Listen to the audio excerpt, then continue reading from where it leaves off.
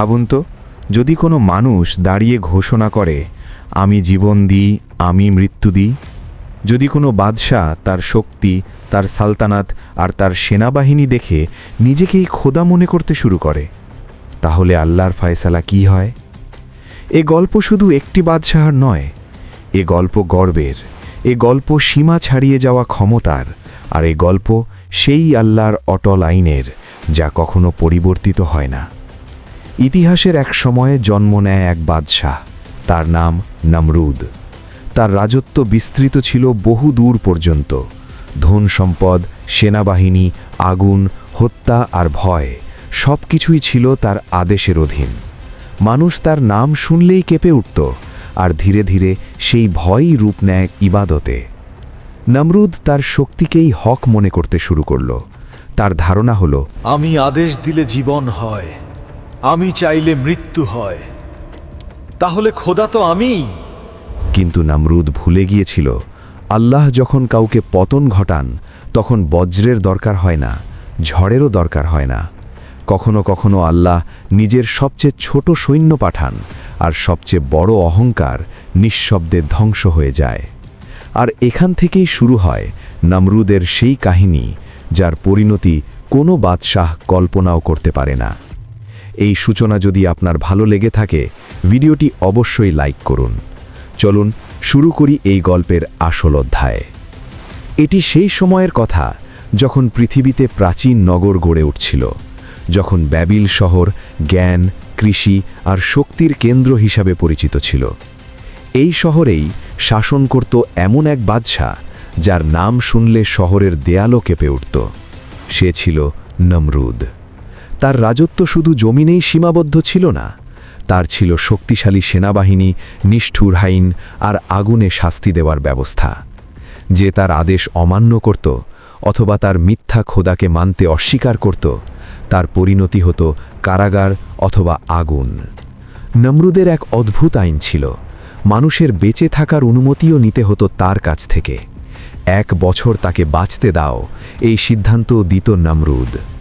বর্ণনায় এসেছে, যখন কোনো বন্দীকে তার সামনে আনা হতো, সে দুজনকে ডাকত, একজনকে হত্যা করাতো, অন্যজনকে মুক্তি দিত। তারপর অহংকারে বলতো, দেখলে, জীবন আর মৃত্যু আমার হাতে। এই মুহূর্ত থেকেই নমরুদের মস্তিষ্কে খোদায়িত্বের দাবি জন্ম নেয়। সে শুধু শাসনই করেনি, সে চেয়েছিল ইবাদত। মানুষ বাধ্য হয়ে তার সামনে নত হতে শুরু করল, কেউ ভয়ে, কেউ স্বার্থে। আর ধীরে ধীরে শহরের পর শহর মূর্তি পূজার পাশাপাশি নমরুদের বন্দেগী করতে লাগল। ঠিক তখনই এই মিথ্যা খোদার মোকাবেলায় আল্লাহ পাঠালেন এমন এক বান্দাকে, যার হাতে কিছুই ছিল না, কিন্তু ঈমান ছিল পূর্ণ। কমেন্টে বলুন তো, আল্লাহ কোন নবীকে পাঠাতে যাচ্ছেন? হঠাৎ করে শহরের বাজার, প্রাসাদ আর দেয়ালে শুধু নমরুদের নাম নয়, এক নতুন কণ্ঠস্বর শোনা যেতে লাগল, সত্য আর হকের আহ্বান। এই কণ্ঠস্বর ছিল হজরত ইব্রাহিম আলাইহিসসালামের, এক তরুণ যিনি আল্লাহর আদেশ বুঝতেন আর মানুষকে ডাকতেন একটাই দিকে, শুধু আল্লাহর ইবাদাতে। ইব্রাহিম আলাইহিসসালাম তার জাতিকে বললেন, এই মূর্তিগুলো মাটির টুকরো ছাড়া কিছুই নয়, এরা কোনো উপকার করতে পারে না যদি না আল্লাহ চান।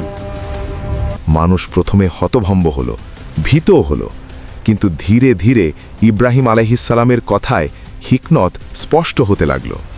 যে নিজেকে খোদা ভাবত, তার জন্য এটা সহ্য করা অসম্ভব ছিল। নমরুদ সিংহাসন ছেড়ে ইব্রাহিম আলাইহিসসালামের সামনে এলো। তার চোখে ছিল রাগ, অহংকার আর ভয় একসাথে। সে চিৎকার করে বলল, কে আমার আদেশ অমান্য করে? ইব্রাহিম আলাইহিসসালাম শান্ত কণ্ঠে বললেন, সে যাকে আল্লাহ পথ দেখিয়েছেন। এই কথাই হয়ে উঠল ঈমান ও সাহসের অনন্য দৃষ্টান্ত। এখান থেকেই শুরু হয় নমরুদ ও ইব্রাহিম আলাইহিসসালামের প্রথম সংঘর্ষ। একদিকে শক্তির অহংকার, অন্যদিকে সত্য ও ঈমান। প্রশ্ন ওঠে, শক্তি কি সত্যকে হারাতে পারবে, নাকি সত্যই অহংকারকে পরাজিত করবে? এরপর আগুন, আগুনের গর্ত আর আল্লাহর হুকুম, হে আগুন, ইব্রাহিমের জন্য ঠান্ডা ও নিরাপদ হয়ে যাও। আগুন জ্বলেনি, বরং সালামতি হয়ে গেল। নমরুদের অহংকার ভেঙে পড়ল, তবুও সে শিক্ষা নিল না। শেষ পর্যন্ত আল্লাহ পাঠালেন একটি মশা, ছোট্ট একটি মশা যা হয়ে উঠল আল্লাহর সবচেয়ে বড় সৈন্য। মশাটি তার কানে প্রবেশ করল। দিনের পর দিন যন্ত্রণা, তার সেনা, তার রাজ্য কিছুই কাজে এলো না। অবশেষে যে নিজেকে খোদা ভাবত, সে এক ক্ষুদ্র সৃষ্টির কাছে চরমভাবে অপমানিত হল। কুরআনে তার শেষ পরিণতি বিস্তারিত নেই, কিন্তু শিক্ষা স্পষ্ট। আজকের মানুষ যে প্রযুক্তি, অর্থ আর ক্ষমতা নিয়ে গর্ব করে, সে যদি নমরুদের কাহিনী শোনে, তাহলে ভাবা উচিত, যদি নমরুদ রক্ষা না পায়, আমি কিভাবে পাব? গর্ব ছোট মনে হতে পারে, কিন্তু তার পরিণতি সব সময় ভয়ঙ্কর ও লাঞ্ছনাময়।